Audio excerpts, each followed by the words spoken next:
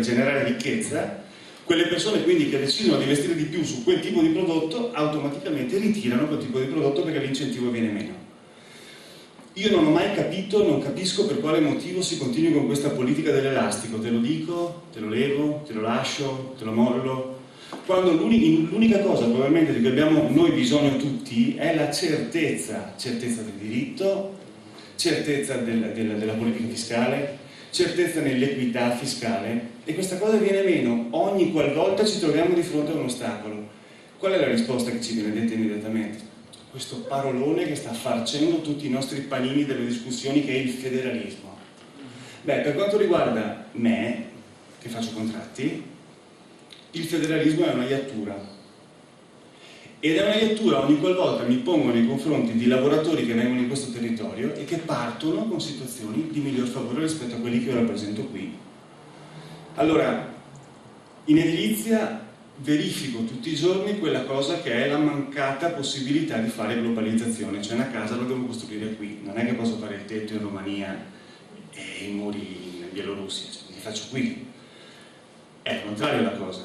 E nascono i distacchi di imprese dall'estero, che abbiamo ostacolato in tutte le maniere, che tentiamo tutte le volte di ostacolare, ma nonostante questo arrivano. Come arrivano i pulmini bianchi dalla Calabria con i lavoratori fuori regola, i ferraioli. Quando mi si dice che è possibile legiferare e fare contrattazione con livelli salariali differenti rispetto alle zone del paese dove c'è più crisi, io mi immagino questi lavoratori che partono con un contratto e che arrivano qui con quel contratto e fanno necessariamente dumping rispetto ai lavoratori che rappresento qui. Spesso questi termini vengono adoperati molto facilmente, è un po' la partita dell'informazione che noi stiamo avendo in questi giorni, cioè le parole vengono utilizzate, poi ad un certo punto, la vedo così e magari sto semplificando, poi quella parola diventa assolutamente, prende significato a sé stante, come la parola crisi.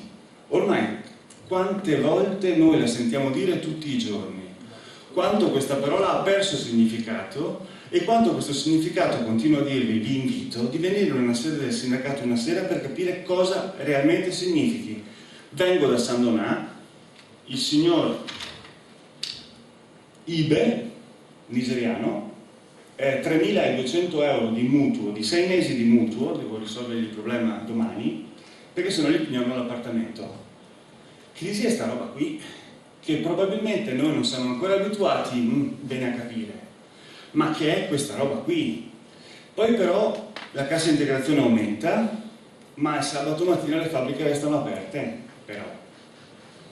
E quindi il nostro essere la Cina d'Europa per quanto riguarda le produzioni a basso valore aggiunto che noi continuiamo a produrre, dimenticando che probabilmente la nostra fortuna è proprio quella che diceva il dottore che mi ha preceduto, che è sull'alto valore aggiunto, insomma, l'unico settore forse della mia categoria che non è in crisi sono gli arredamenti nautici.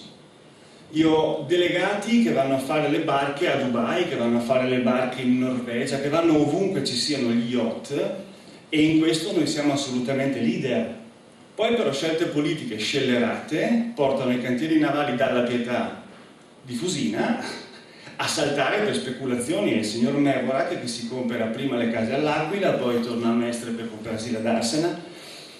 Non so se la politica in questo sia assente o se l'imprenditore possa essere autorizzato a fare assolutamente ciò che vuole.